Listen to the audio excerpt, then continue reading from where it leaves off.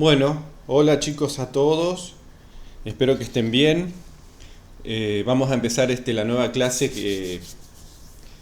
que corresponde a las reacciones de sustitución radicalaria. Hasta ahora ustedes estuvieron viendo, tanto conmigo como con Danila y Sergio a la mañana, todas las herramientas que necesitamos aplicar para poder entender toda la química de los compuestos orgánicos, ¿sí? A partir de hoy, de ahora, de esta teoría, empiezan a verse las reacciones de los grupos funcionales, las reacciones, la química de los compuestos orgánicos.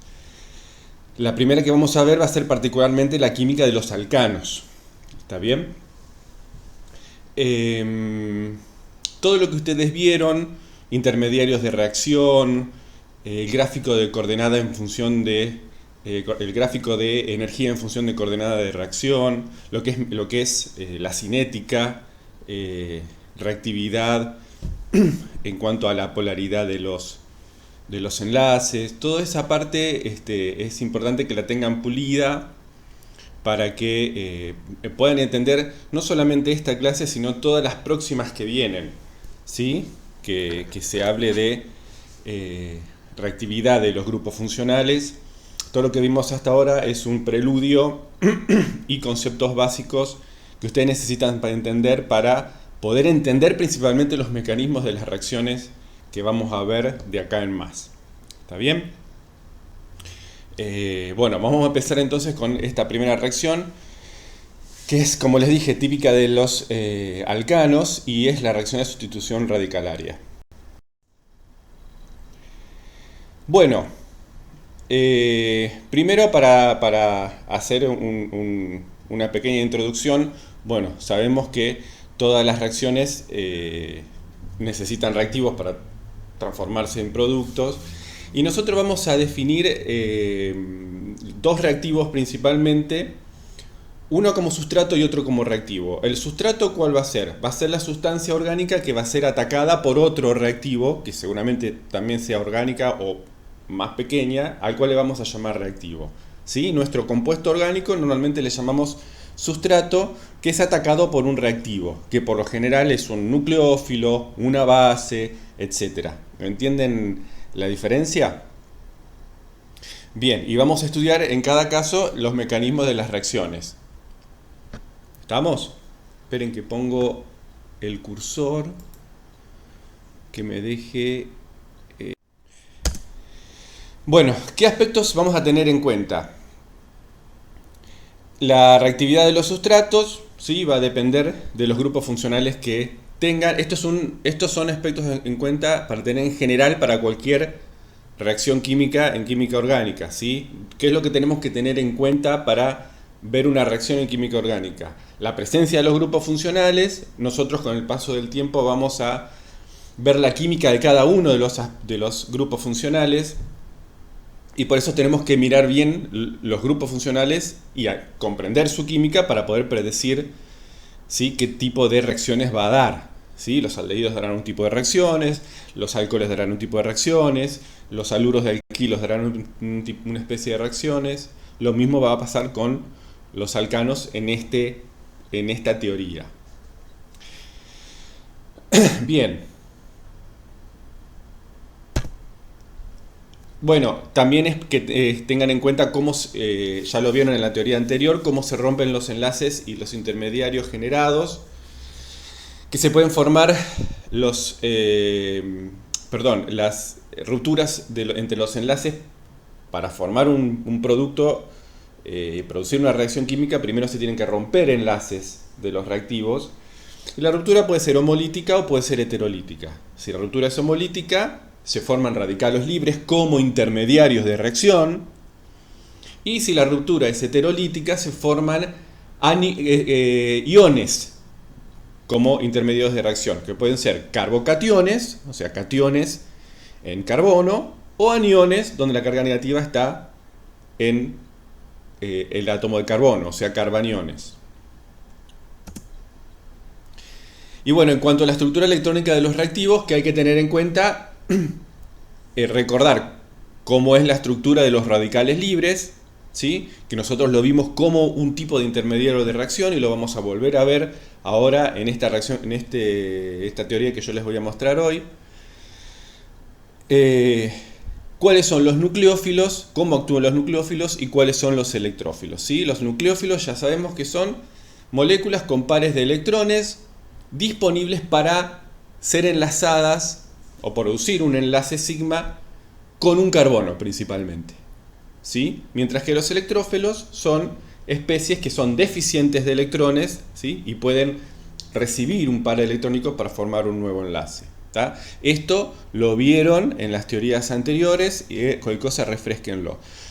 Yo con los chicos de la tarde, los nucleófilos lo expliqué en forma así por arriba, digamos la definición principalmente, porque iba a dar mayor profundidad acerca de lo que es un nucleófilo, porque se va a entender mejor cuando dé la próxima filmina, que la voy a subir en un momento, donde los nucleófilos son los protagonistas principales. Entonces en esa filmina les voy a explicar bien realmente qué es un nucleófilo, cómo funciona y qué es el análisis de la nucleofilicidad. En cuanto a los mecanismos de reacción, bueno, esto también repásenlo. Cualquier cosa hacen pausa en este video y van a la teoría anterior y recuerdan cómo pueden ser los mecanismos de reacción, ¿sí? Que pueden ser en un solo paso, ¿sí? O sea, llamado bimolecular o concertado. O sea, en un solo paso, el mecanismo de reacción que se producía en un solo paso, ¿se acuerdan que ahí era una sola lomita? Bueno, ese es el bimolecular o concertado, que todos los enlaces que se rompen y los enlaces que se forman lo hacen al mismo tiempo. Pues, eso es el bimolecular o concertado. El unimolecular o por etapas es el tipo de reacción que produce un intermediario, o sea que son dos lomitas con dos estados de transición, ¿sí? Y el mecanismo de radicalario es el que vamos a ver ahora, ¿sí? Los radicales, recuerden que también, como lo muestro acá, lo podíamos ver como un intermediario de reacción. Bueno, vayamos a la halogenación de alcanos, que es la primera reacción que nosotros vamos a ver. Fíjense, cuando el metano en presencia de cloro 2, ¿sí? Y siendo calentado o en presencia de luz, produce cloruro de metilo, ¿sí? Lo mismo si ven algún maullido, es mi compañero de cuarentena Andy que está acá maullando, como no le doy bola, pero vamos a ignorarlo. Lo mismo con el etano, con la reacción con bromo 2, que puede ser con bromo también, en presencia de calor o de luz. Este HNU significa luz, ¿sí? Que es luz natural, luz de una lamparita de 100-200 watts. Produce bromuro de etilo. ¿Qué tipo de reacción es esta? Si ustedes ya se habrán dado cuenta que es un tipo de reacción de sustitución. ¿Está bien? Donde se sustituye uno de los hidrógenos del metano o uno de los hidrógenos del etano por un átomo de cloro o por un átomo de bromo. ¿Está bien? Acá tanto el metano como el etano serán los reactivos, los sustratos, y el cloro y el bromo serán los reactivos. El cloruro de metilo y el bromuro de metilo serán los productos. Vamos a ver con más detalle tanto la cloración como la bromación. Bueno, es una reacción de sustitución radicalaria. Eso quiere decir que el mecanismo que opera en este tipo de reacciones produce radicales como intermediarios de reacción, o sea, va a ser un mecanismo en más de una etapa, ¿sí? Porque produce justamente un intermediario que es un radical. ¿Y por qué los alcanos son los que dan este tipo de reacciones principalmente? Porque, bueno, son compuestos poco reactivos, solo tienen enlaces sigma fuertes, ¿sí? Y no producen, mejor dicho, no producen otro tipo de reacciones químicas más que estas, ¿sí? Además de la combustión, por supuesto, ¿no? Cualquier compuesto orgánico en presencia de oxígeno y elevadas temperaturas se transforma en dióxido de carbono y agua. Más allá de la combustión, la reacción principal de los alcanos es la halogenación y no producen otro tipo de reacciones justamente porque los enlaces carbono-hidrógeno y carbono-carbono no están polarizados, ¿sí? Entonces, al no estar polarizados, no hay una zona electrófila y una zona nucleófila, ¿sí? Una zona de densidad positiva, o sea, electrófila, o una densidad de carga negativa, o sea, nucleófila. Al no tener esa separación de cargas, entonces es muy difícil ser atacados por otros electrófilos y otros nucleófilos. Ustedes van a ver que, salvo esta reacción que yo les estoy presentando ahora, casi todas las reacciones que ustedes van a ver son de reacciones entre nucleófilos y electrófilos. Por eso es importante que aprendan bien el concepto y aprendan bien qué es la nucleofilicidad, qué es la electrofilicidad, ¿sí? Que lo van a ir entendiendo a medida que yo vaya explicando el próximo tema. Entonces, en definitiva, los alcanos, al no estar polarizados, no son atacados por nucleófilos y electrófilos, y la única reacción disponible que dan son reacciones por radicales libres con los halógenos. Bueno, esto es lo que exactamente acababa yo de decir. Bueno, en la halogenación de alcanos se necesita luz, porque ahora van a ver para qué se necesita luz, y una de las cosas que tienen que tener en cuenta, que lo vamos a recapitular al final de lo que explique esto, en el caso tanto del cloro como del bromo, pero principalmente la reacción de cloración, se puede sustituir más de un hidrógeno del alcano por halógeno. Vayamos al mecanismo de la reacción. Fíjense, este es el mecanismo de la reacción. En un primer caso, lo primero que ocurre es la ruptura homolítica tanto del cloro o del bromo para formar los átomos de cloro o de bromo que van a ser los verdaderos reactivos, ¿sí? Esta homólisis, ¿sí?, se produce por calentamiento o por la acción de la luz, ¿sí? Se producen los radicales cloro y los radicales bromos. Esto es lo que llamamos la etapa inicial de la reacción de halogenación. ¿Está bien? Y bueno, como dice acá en la última parte, los radicales de por sí, como son especies deficientes en electrones, son muy reactivos, ¿sí? Entonces lo que están buscando este bromo con 7 electrones o este cloro con 7 electrones es un electrón que le falta para completar el octeto, aparearse con un electrón. ¿Y de dónde lo van a sacar? Lo van a sacar de un enlace carbono-hidrógeno del compuesto orgánico, que es la segunda parte. Esta es la primera parte, entonces, la parte de iniciación de la reacción, ¿sí? Con un poquito de luz o de calentamiento se forman los radicales cloro o los radicales bromo. Veamos particularmente el caso de la monocloración del metano, ¿sí? Como para empezar. Acá tenemos el paso de iniciación. Luego, ¿qué ocurre con ese radical? Ese radical después lo que hace es tomar un electrón del enlace sigma carbono-hidrógeno del metano, ¿sí?, de uno de los hidrógenos del metano, para formar ácido clorhídrico. Acá está, cloruro de hidrógeno, ¿sí? ¿Ven cómo están las flechitas curvadas? Fíjense siempre las flechas como están dibujadas y tienen que ser dibujadas así. Las flechas salen de los electrones, o del electrón en este caso, y se dirigen hacia donde terminan. En este caso, este electrón, acá en esta raya hay un par de electrones, un electrón se va a unir con este electrón del cloro para formar el cloruro de hidrógeno, y el otro electrón queda en este carbono formando el radical metilo. ¿Está bien? Este paso es el paso más importante, ¿sí? Y ahora les voy a explicar por qué. En un segundo paso de propagación, ¿sí?, este es las dos partes de la propagación de la reacción. En un segundo paso de la propagación, este radical metilo vuelve a reaccionar con otra molécula de cloro que todavía no se disoció, ¿sí? ¿Y qué va a hacer este metilo radicalario? Obviamente está muy eficiente en electrones, va a reaccionar con un átomo de cloro, o sea, él mismo va a producir la ruptura homolítica del cloro 2, se va a llevar un cloro para formar el cloruro de metilo y va a quedar, fíjense, el otro átomo de cloro dando vueltas como producto de este segundo paso de propagación. Acá se sigue la reacción en cadena. ¿Ven cómo se va? Desde el primer paso de iniciación se forman radicales cloro, y aunque se formen muy poquitos, no importa porque después se vuelven a formar y se forma una reacción en cadena. ¿Está bien? Este mismo cloro es el que después ataca acá. ¿Estamos? Para seguir formando más radicales metilo. Bien, acá tenemos como producto el cloruro de metilo.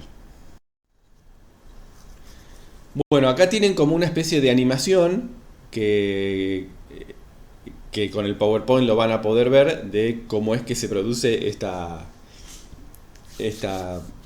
formación del cloruro de metilo. ¿Sí? Bueno, la etapa de terminación sería cuando, bueno, dos radicales, ¿sí?, se enfrentan entre sí ya al final de la reacción. ¿Está bien?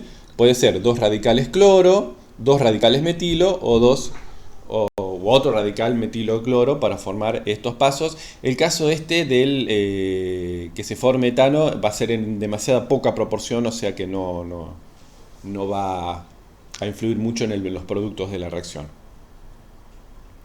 Bien, ven cómo fíjense, bueno, acá se forma el radical.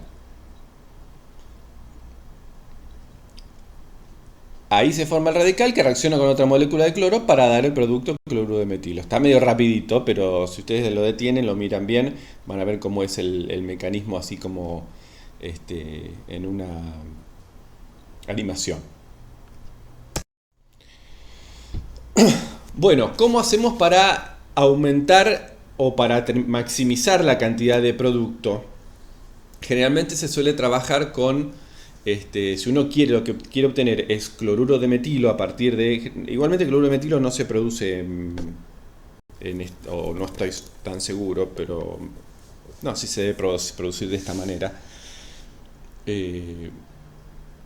Para que se produzca una buena cantidad con un buen rendimiento de cloruro de metilo, lo que se usa es utilizar un gran exceso de metano y poca cantidad de cloro. ¿Para qué es eso? Para que no ocurran este tipo de productos secundarios, ¿sí? Porque si hay mucha concentración de cloro, ¿sí?, hay mucha probabilidad de que el cloruro de metilo, ustedes escúchenme a mí y después leen todo esto, ¿sí? Todo esto, lo señalé con el dedo y no se vio. Una vez que se forma el cloruro de metilo, si hay mucho cloro dando vuelta, ¿sí?, hay una gran posibilidad de que los otros hidrógenos del cloruro de metilo también se sigan sustituyendo. Ese es el problema que tiene la halogenación, que no solamente se puede sustituir un solo hidrógeno, o sea, monoclorar, sino que se puede diclorar, o se puede hasta triclorar, o se puede hasta tetraclorar, hasta formarse cloroformo y tetracloruro de carbono en la mezcla de reacción, si uno no controla la cantidad de cloro que le pone a la mezcla. Por eso, si uno lo que quiere obtener, que es lo que dice acá, solamente cloruro de metilo, o sea, el producto monohalogenado, lo que se tiene que hacer es trabajar con un gran exceso de metano, ¿sí?, para que cuando el cloro se acabe, ¿sí?, los átomos de cloro con lo único que se encuentren son con moléculas de metano y le cueste encontrar este tipo de radical. ¿Está bien? Bien. ¿Qué pasa con alcanos superiores? Ya vimos el caso del metano, que es el más sencillo, ¿sí? Fíjense, acá tenemos dos tipos de hidrógenos distintos, ¿sí?, en la cloración, por ejemplo, en este caso del propano. Tenemos estos 6 hidrógenos de los dos metilos que son equivalentes, son prácticamente iguales, y 2 hidrógenos del medio de un metileno que están ahí, bueno, que también son reactivos. ¿Qué va a pasar? Hay dos posibles productos que se pueden formar, porque se puede sustituir un átomo de hidrógeno de uno de los metilos o del metileno. Fíjense cuál es la proporción de productos cuando se hace reaccionar propano con cloro en presencia de luz. 43% de 1-cloropropano y 57% del 2-cloropropano. ¿Sí? Ahora vamos a explicar por qué esa proporción. ¿Estamos? Espero que alguno se lo esté imaginando sabiendo que esta reacción tiene como intermediario radicales libres. ¿Sí? A ver, ya ahí les doy una pista. Pero bueno, fíjense lo que dice acá. Estadísticamente se espera que el 1-cloropropano sea más abundante, o sea, este producto sea el más abundante. ¿Por qué? Porque son 6 los hidrógenos que se pueden sustituir para formar 1-cloropropano y solamente 2 lo que se pueden sustituir para dar el cloruro isopropilo. ¿Está bien? O sea, hay un 75% más de probabilidad, o tiene un 75% de probabilidad, pero esto es probabilidad, por la cantidad de hidrógenos que tienen los dos metilos que están acá para formar el cloruro de propilo. Tiene un 75% de probabilidad de formarse esto, contra solamente el 57% de formarse el cloruro secundario. ¿Está bien? Ahora vamos a ver por qué, en realidad, si hay más hidrógenos sustituibles en las puntas, ¿por qué se forma principalmente cuando hay menos probabilidad? ¿Por qué se forma principalmente el cloruro secundario? Pero fíjense que las diferencias tampoco son elevadas, o son muy distantes, no son muy diferentes las proporciones. ¿Está claro? No es un 90-10 o un 99-1. Es un 43-57, lo que da una mezcla real de productos. ¿Estamos? Ahora vamos a ver por qué se forma principalmente este. Y por qué se forma un 43% del haluro primario. Bueno, tiene que ver con justamente el mecanismo de la reacción y cuál es el radical que se tiene que formar en cada uno de los casos. ¿Sí? Fíjense, supongamos que el propano reacciona por los hidrógenos de la punta, por los metilos. ¿Está bien? Formaría la curvita azul. La formaría, la curvita del diagrama de energía en función de la coordenada de reacción. Formaría la curvita azul con una determinada energía de activación, ¿sí? Y la formación del producto, ¿sí? Quiero que quede claro que este diagrama que estoy mostrando es el primer paso de la propagación de la reacción. ¿Estamos? O sea, el paso de formación del radical de alquilo. ¿Está claro? Es ese primer paso. Después vuelvan un par de filminas para atrás y van a ver, si yo lo hago, se me descompagina acá el PowerPoint. Pero vayan ustedes dos o tres filminas para atrás y vean que son 2 reacciones de propagación. La primera, o sea, la formación del radical, es la que estamos analizando acá, ¿sí? Después habría una segunda acá, ¿estamos? Pero esa no la analizamos porque no importa. Bueno, volvamos. Si se elimina, o sea, se sustituye un hidrógeno del propano de la punta, o sea, de los metilos, tenemos esta curvita de coordenada de energía en función de la coordenada de reacción, para darme ¿qué? Un radical primario. ¿Está bien? Un radical, mientras que si se sustituye un hidrógeno del carbono secundario que está acá, ¿sí? La curva, fíjense que es un poquitito más baja y me da un producto de mayor estabilidad. ¿Está bien? ¿Se entiende?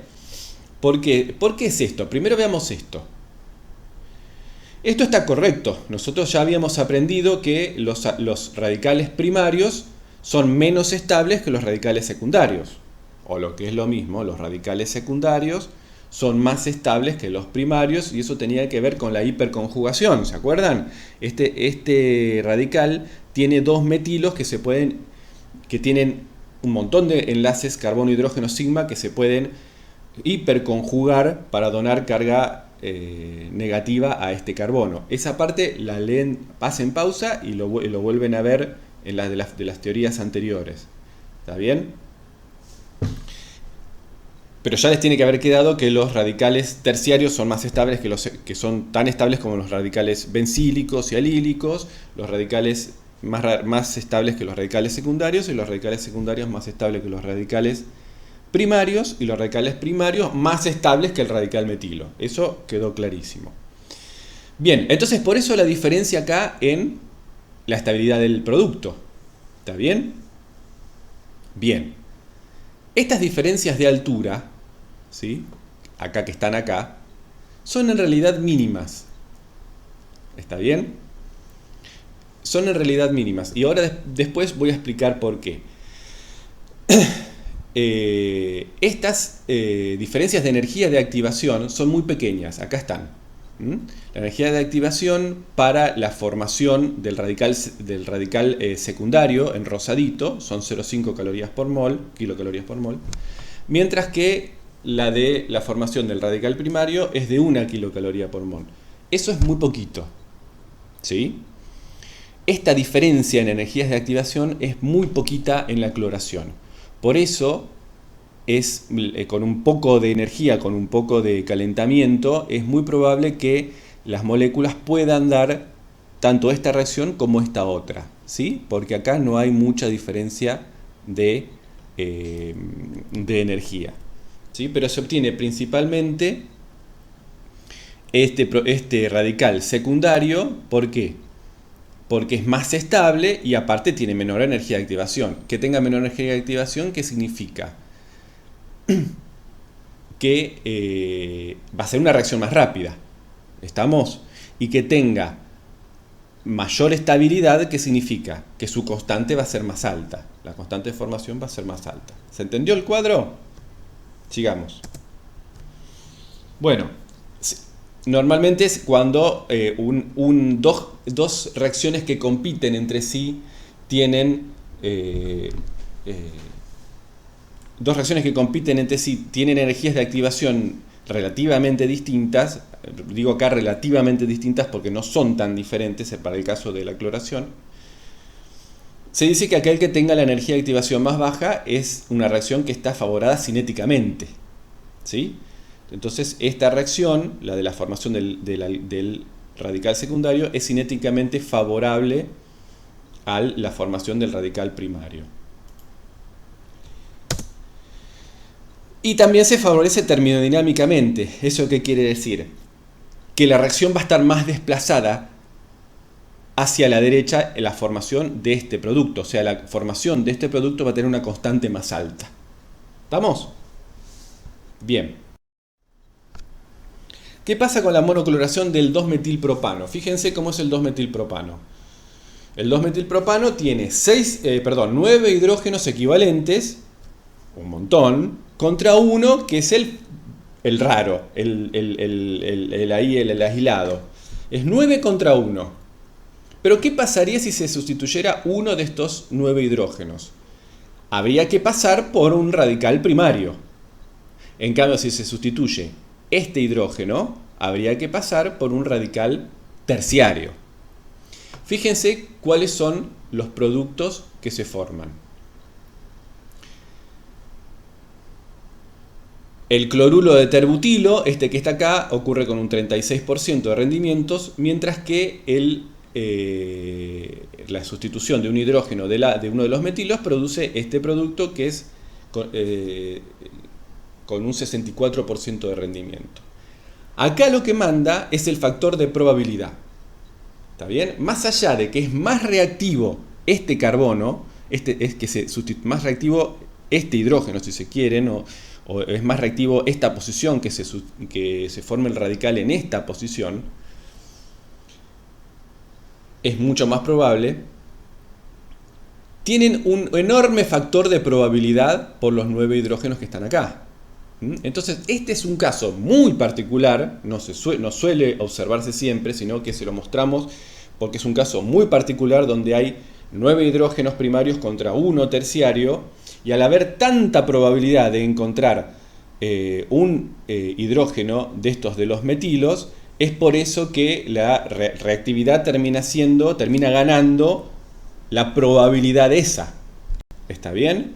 Entonces, por eso son estos rendimientos. 64% del cloruro primario, a pesar de que haya pasado por un radical primario, y solamente el 36% del cloruro que pasa por el radical terciario. ¿Está bien? Este es un caso, como les digo, donde gana la probabilidad ¿sí? En contra de lo que es la reactividad misma, ¿sí? Del carbono más sustituido. ¿Tá? Entonces, de todas maneras, fíjense, acá se está mostrando que para el caso del que se elimine el carbono hidrógeno y forme el radical terciario y forme este producto, de 36% dividido un solo hidrógeno que produce ese 36%, y si lo dividimos por la reactividad de los hidrógenos primarios, ¿sí? Es un 64% dividido 9 hidrógenos. Si hacemos esa división, ¿sí? De todas maneras nos da que la reactividad relativa sigue siendo mayor la del carbono terciario. Es 5 veces más reactiva que la de los carbonos de la punta. Lo que pasa es que los otros hidrógenos son tantos que por esa misma razón es que termina habiendo más producto de este. ¿Está claro? Pero es un caso muy particular donde la probabilidad le gana a la reactividad. Eso no suele ocurrir. Bien. Este 5.1, este valor 5.1 es lo que está de acuerdo con la mayor estabilidad de un radical terciario. Bueno, ¿en qué casos entonces es efectiva la monocloración de alcanos? ¿Sí? O sea, controlando la cantidad de cloro y utilizando el alcano en exceso. ¿En qué casos es efectiva la cloración de alcano? En aquellos alcanos donde tenga todos sus hidrógenos exactamente iguales.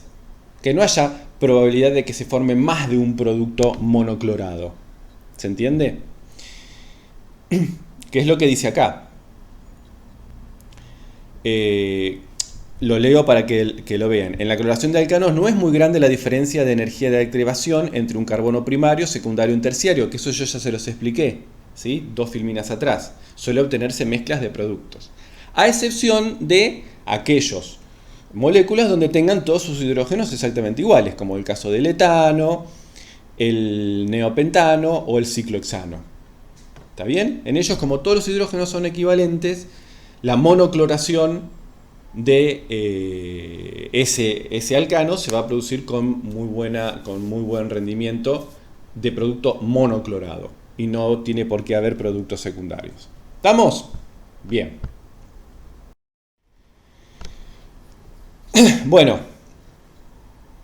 esto es un poco lo que yo les estaba diciendo recién, ¿sí? Que habría que tener en cuenta el tema de la probabilidad y la reactividad. Generalmente siempre gana la reactividad, ¿sí? En cuanto a la probabilidad, es un caso muy particular el que les mostré recién, ¿sí? Pero lo que más interesa es la reactividad.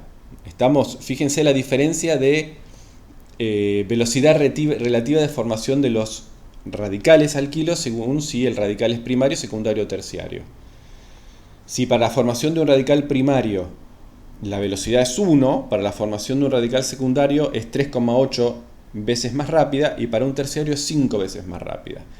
Entonces, preferentemente, en un alcano ramificado, un alcano más grande, se va a formar la cloración principalmente en un carbono terciario más que en un secundario y va a haber más probabilidad que lo haga en un primario.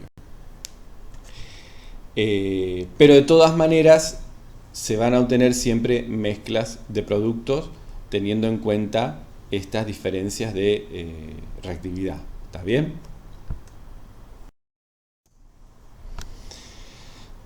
Entonces, como último ejemplo, para la monocloración del butano, ¿sí? En presencia de luz, que es el que genera los radicales cloro, vamos a tener una mezcla. Fíjense, ahora tenemos 6 hidrógenos de los metilos que son exactamente iguales y 4 hidrógenos de los 2 metilenos que son exactamente iguales.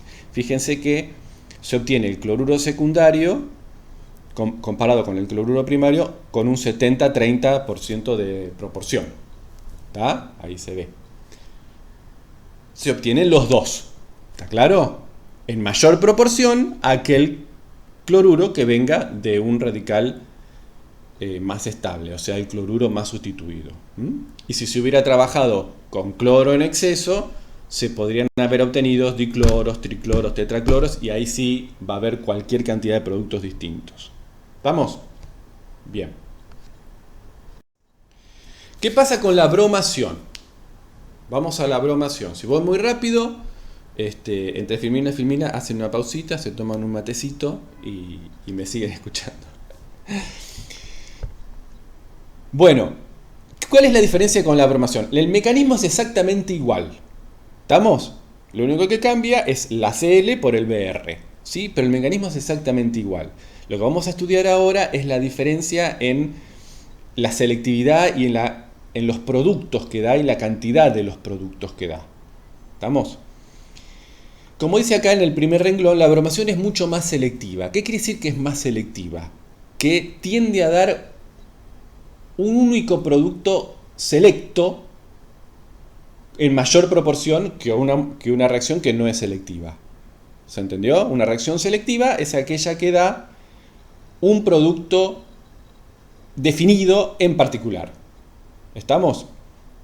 Por ejemplo, si mezclamos, acá se ve muy bien, si mezclamos el 2-metilpropano con el bromo 2, que ya habíamos visto que si este 2-metilpropano lo hacíamos reaccionar con cloro, me daba una mezcla de 36 no sé cuánto.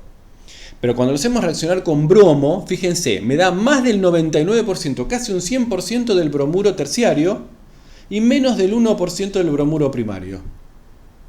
Sin embargo, acá el factor probabilidad sigue siendo mucho mayor para los metilos de las puntas, los 9 hidrógenos de los metilos, contra uno solo del que está acá en este carbono del medio. Sin embargo, es este carbono del medio el que reacciona en su totalidad.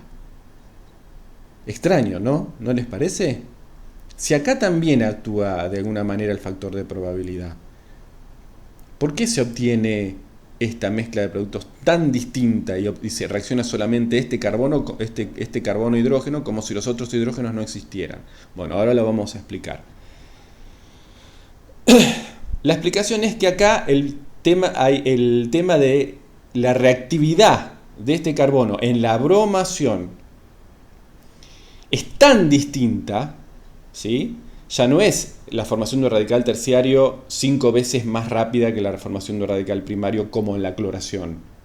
Acá va a ser mucho mayor, ¿sí? Este carbono del medio va a ser muchísimo más reactivo, tanto que no importa que tenga 9 hidrógenos primarios, el factor de probabilidad no va a tener ningún peso. ¿Y cómo se explica eso? Esa selectividad se puede explicar mediante el postulado de Hammond. Si recordamos el postulado de Hammond, ahora lo leo esto que está acá porque es como una definición y después lo vemos en un gráfico. Pero quiero que sepan, lo leo lo que dice acá y después lo vemos en un gráfico en la filmina siguiente. El paso de formación del radical alquilo es exotérmico para la cloración, que lo vimos hoy. Yo no lo dije, pero fíjense en los pasos de formación de los radicales alquilos en la cloración, que eran pasos endotérmicos, ¿sí? Perdón, exotérmicos, mientras que para la bromación va a ser endotérmico. De vuelta, ahora en la filmina que viene lo vamos a ver. Entonces el estado de transición para la bromación se va a parecer más al radical alquilo que para la cloración. Y por lo tanto la estabilidad del radical va a ser más importante para la bromación que para la cloración. Esto que está acá escrito, lo explico, no porque no me entendieron nada, lo explico ahora en la filmina que viene. Acá. Bien, estamos tratando de explicar por qué se produce con tanta proporción el bromuro terciario cuando en el cloruro terciario no había tanta diferencia de reactividad. Bueno, de vuelta analizamos los perfiles de energía en función de coordenada de reacción para el primer paso de la propagación, que es la formación del radical. ¿Está bien? Para la formación del radical terciario, ¿sí? Con el radical bromo, tenemos una curva como de este estilo, ¿sí? La energía del estado de transición está acá y el producto está acá. ¿sí?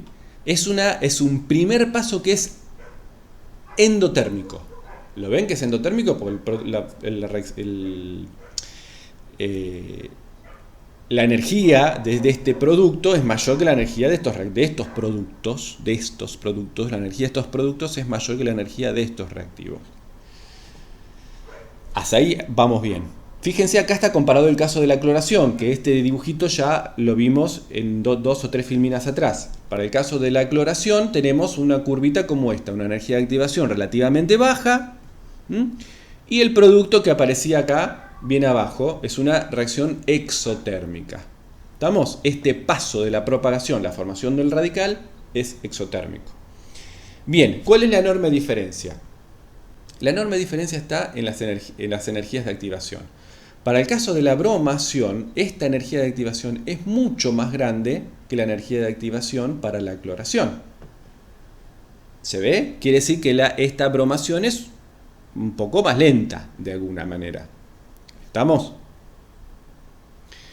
Bien. Vayamos a la siguiente filmina. Bueno, acá muestra, digamos, que la reacción es endotérmica y en este caso la reacción es exotérmica y por bastante diferencia. Acá es donde quería llegar.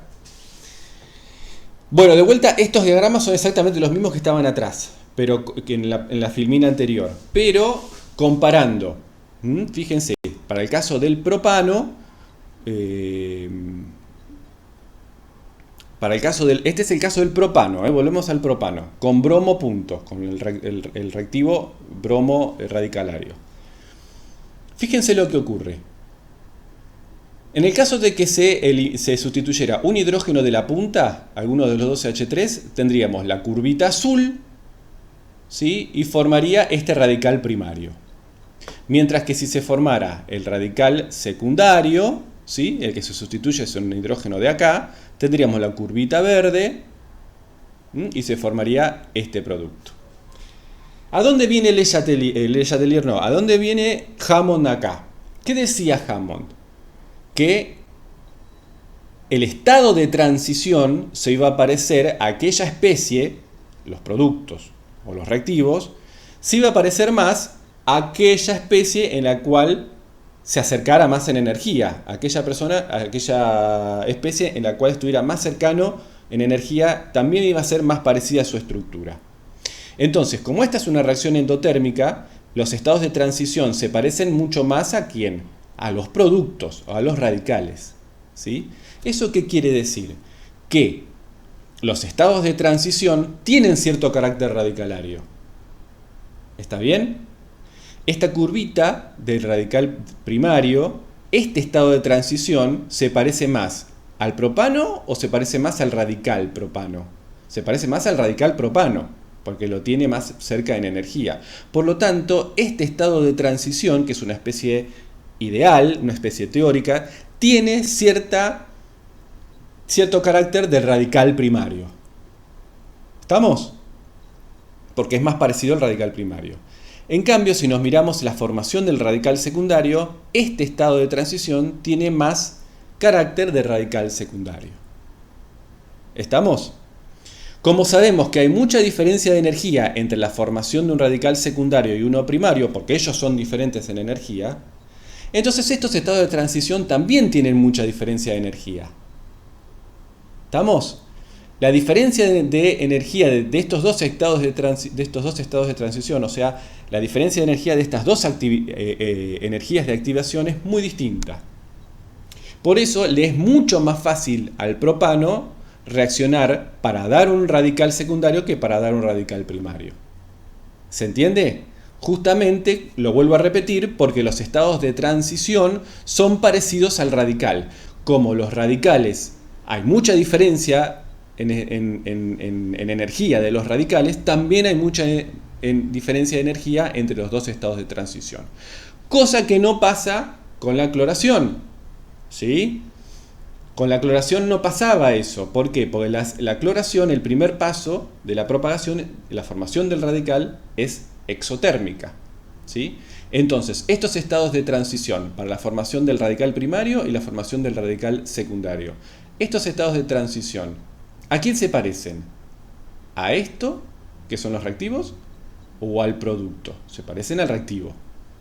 Los reactivos son exactamente iguales, ¿sí? Entonces, es exactamente igual, es propano más cloropunto. Entonces, prácticamente casi no hay diferencia en las energías de activación, en el caso de la cloración.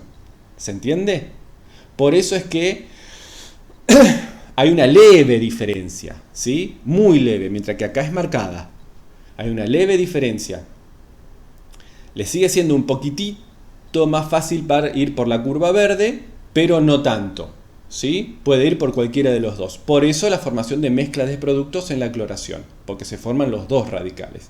En cambio, en la bromación se forma principalmente el radical más estable, ¿sí? Porque acá sí hay una diferencia de velocidad mucho mayor o muy marcada hacia la formación del radical más estable.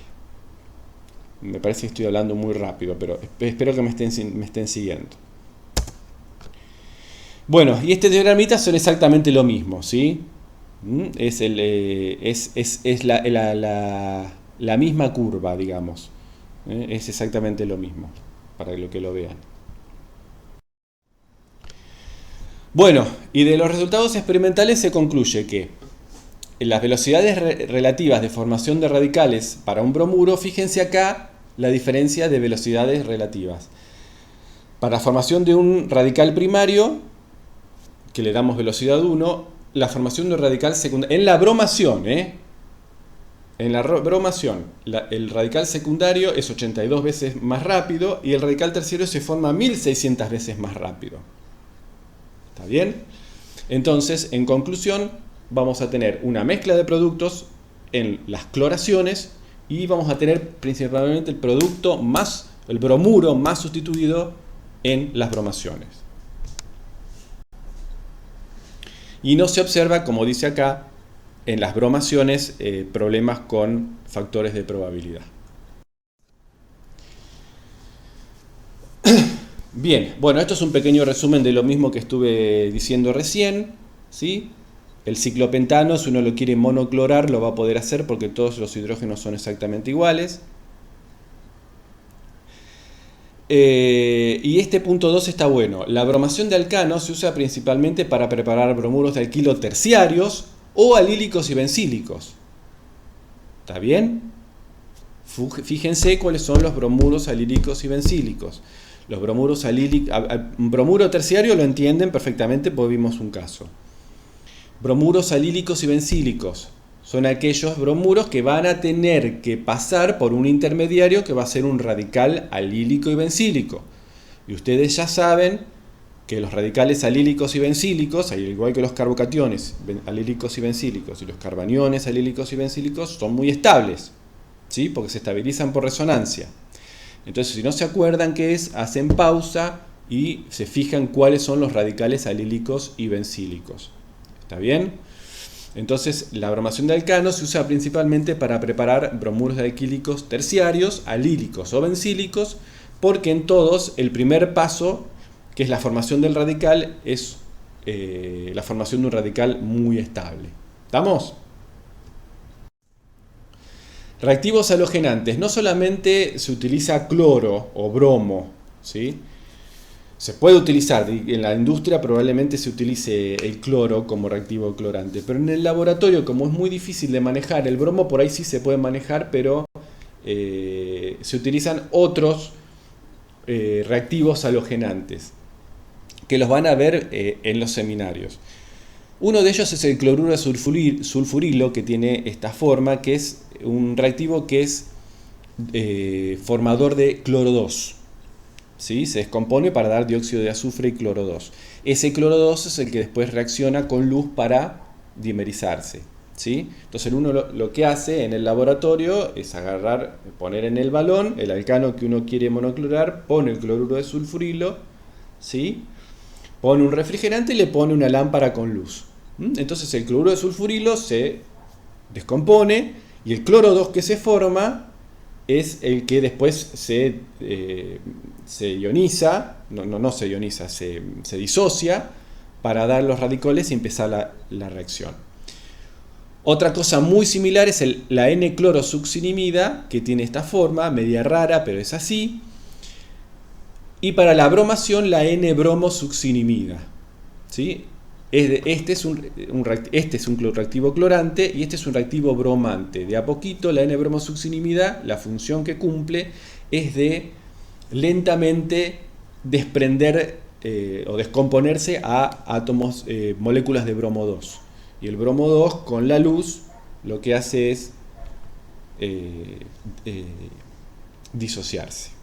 ¿Estamos? Entonces van a ver, cuando vean estos reactivos, significan que son reactivos que forman en su descomposición bromo o cloro. ¿Está claro?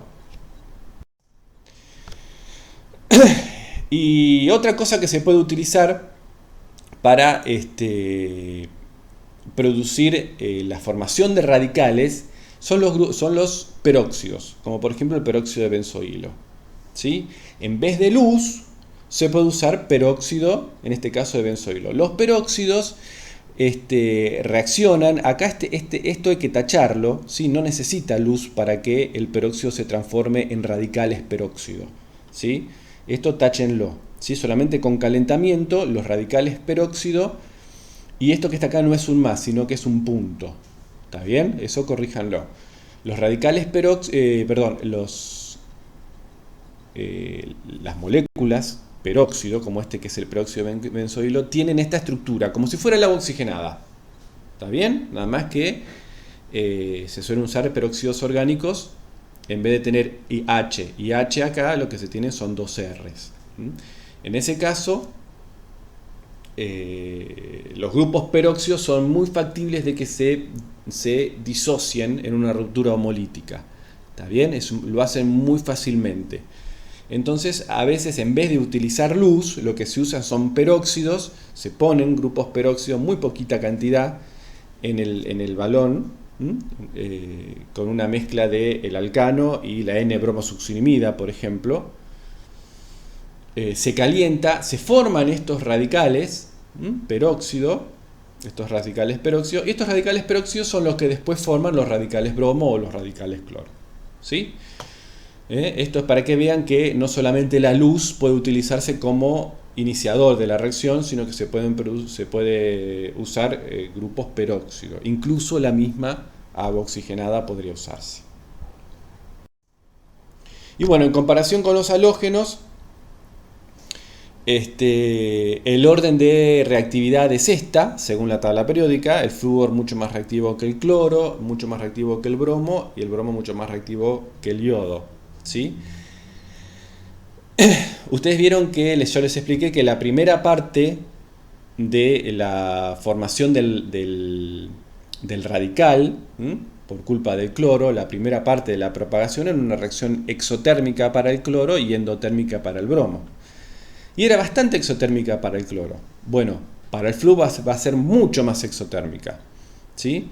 Por lo que lo hace al flúor extremadamente reactivo, y lo que suele provocar son polifluoraciones o perfluoraciones, ¿sí?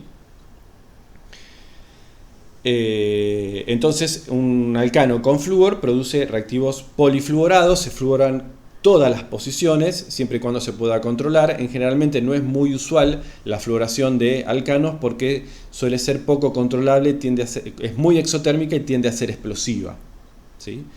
El cloro lo analizamos, el bromo ya lo analizamos, y el yodo 2 directamente no reacciona porque la reacción de por sí es muy endotérmica. Entonces, al ser tan endotérmica, directamente la constante de equilibrio tiene un delta G positivo, si ustedes quieren. No está la reacción desplazada hacia la derecha.